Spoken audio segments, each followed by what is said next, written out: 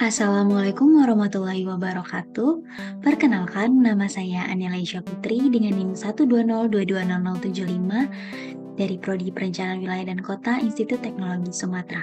Di sini saya akan menjelaskan tentang pembangunan wilayah berdasarkan paradigma teori klinisian dengan studi kasus yaitu kebijakan pengendalian pembangunan kawasan industri di Kabupaten Batang, Jawa Tengah. Dengan outline sebagai berikut. Yang pertama, sejarah teori Keynesian, yang kedua, pokok pemikiran, yang ketiga, definisi dan kebijakan pembangunan wilayah, yang keempat, studi kasus dan kebijakan. Sejarah teori Keynesian.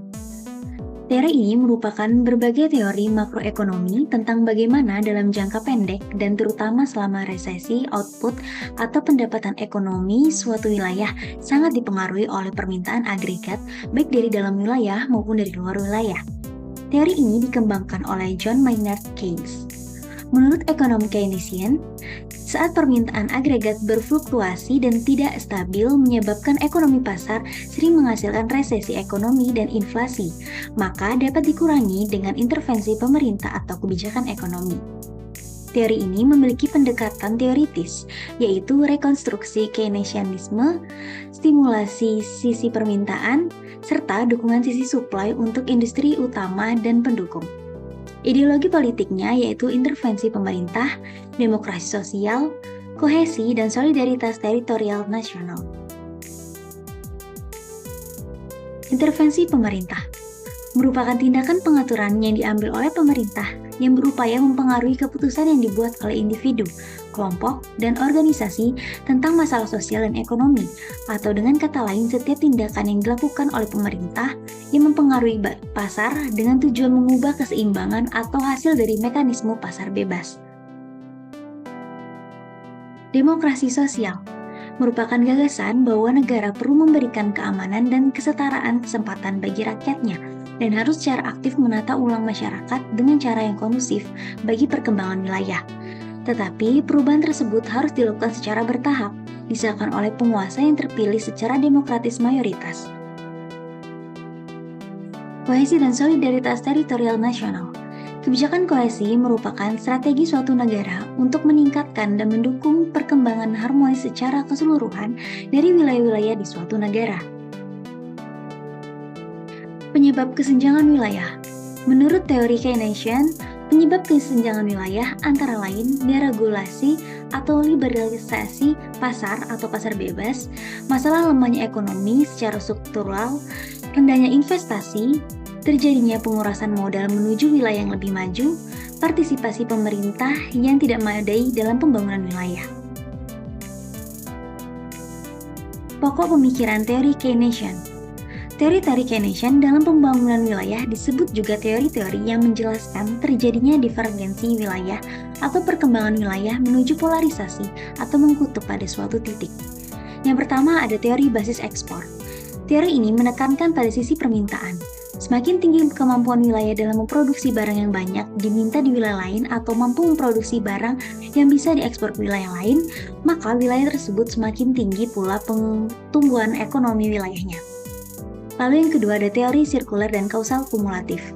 Teori Myrdal yang mengambil cara pandang dari Keynesian dan institusionalisme atau sosioekonomi, atau dengan kata lain Myrdal menjelaskan kesenjangan wilayah dengan memasukkan faktor-faktor ekonomi dan non-ekonomi. Teori Kaldor yang menjelaskan hanya dari sisi faktor-faktor ekonomi. Lalu yang ketiga ada teori sirkuler dan kausal kumulatif Myrdal. Teori ini menyatakan bahwa proses pertumbuhan wilayah cenderung terjadi secara melingkar dan kumulatif terkumpul pada suatu wilayah, yang pada akhirnya menghasilkan pertumbuhan wilayah yang tidak seimbang. Lalu yang keempat ada teori kutub pertumbuhan. Perkembangan ekonomi wilayah akan memusat atau mengkutub di suatu wilayah yang memiliki aglomerasi industri penggerak perekonomian wilayah atau industri yang memiliki efek pengganda dan keterkaitan ke belakang atau ke depan. Teori sirkuler dan kausal kumulatif Myrdal pada wilayah miskin. Kemiskinan dan keterbelakangan secara historis dikaitkan dengan 6 faktor utama dengan cara yang kompleks. Faktor ini termasuk pendidikan dan pekerjaan, kepercayaan dan jaringan, prasangka dan diskriminasi, kebiasaan, norma dan adat, nutrisi dan psikologis, serta pendapatan dan kekayaan. Teori sirkuler dan kausal kumulatif Myrdal pada wilayah kaya. Permintaan dan penawaran saling bergantung, sehingga wilayah kekayaan perekonomian lama kelamaan akan cenderung terakumulasi di suatu wilayah yang sudah sejahtera terlebih dahulu, sementara wilayah miskin akan terjebak dalam kemiskinan. Pembangunan dan kebijakan wilayah dengan pendekatan Keynesian. Teori ini secara umum mendefinisikan pembangunan wilayah yaitu upaya yang memerlukan intervensi pemerintah atau upaya pembangunan yang tidak dilepaskan pada mekanisme pasar dalam rangka mengurangi kesenjangan wilayah atau dalam rangka mencapai pembangunan antar wilayah yang seimbang. Pendekatan untuk memperbaiki wilayah yang tidak unggul yaitu yang pertama pendekatan proaktif di tingkat wilayah. Sebuah pendekatan proaktif fokus pada mengatasi masalah sebelum masalah tersebut muncul. Kebijakan proaktif dapat lebih menantang dalam hal kesulitan secara politis untuk mendapatkan persetujuan dari pengambil keputusan kebijakan untuk berkomitmen mendukung dengan anggaran dan sumber daya yang ada untuk mengatasi masalah yang belum terjadi. Yang kedua, investasi publik pada infrastruktur. Teori Keynesian berargumentasi bahwa dalam ekonomi bisa terjadi depresi dan kegagalan pasar. Dengan demikian, tingginya pengeluaran publik diperlukan untuk memperbaiki perekonomian mencapai level yang tinggi dalam memberikan lapangan pekerjaan. Kebijakan pembangunan wilayah. Yang pertama, bantuan untuk wilayah secara ekstensif. Kriteria wilayah yang akan dibantu yaitu wilayah yang memiliki standar hidup yang rendah dan kawasan tertentu yang perlu dibangun yang membutuhkan bantuan. Yang kedua ada bantuan otomatis. Bantuan finansial yang diberikan kepada perusahaan-perusahaan jika perusahaan menetap di wilayah yang tidak unggul atau wilayah yang mengalami permasalahan ekonomi. Lalu yang ketiga, desentralisasi kewenangan dalam meregenerasi ekonomi wilayah dari nasional ke pemimpin-pemimpin dan lembaga-lembaga di tingkat subnasional. Yang keempat, pengendalian pembangunan industri. Yang kelima, investasi infrastruktur. Yang keenam, perencanaan spasial. Yang ketujuh, nasionalisasi industri. Yang kedelapan, pengelolaan kota dan pembangunan kota baru. Yang kesembilan, stimulasi atau dukungan untuk industri yang berorientasi ekspor. Yang ke-10, inovasi kelembagaan perekonomian. Dan yang terakhir, pembangunan kawasan-kawasan industri yang bisa menggerakkan efek berganda seperti industri otomotif, kimia di wilayah yang tertinggal. Contoh di Indonesia seperti kawasan ekonomi khusus yang dibangun di luar Jawa. Studi kasus dan kebijakan pengendalian pembangunan kawasan industri di Kabupaten Batang, Jawa Tengah. Kabupaten Batang merupakan salah satu kabupaten yang memiliki peran penting dan strategis dalam pertumbuhan ekonomi di daerah utara Jawa Tengah. Kabupaten Batang berada pada jalur utama yang menghubungkan Jakarta hingga Surabaya. Posisi tersebut menempatkan Kabupaten Batang, terutama ibu kota pemerintahannya, pada jalur ekonomi Pulau Jawa sebelah utara.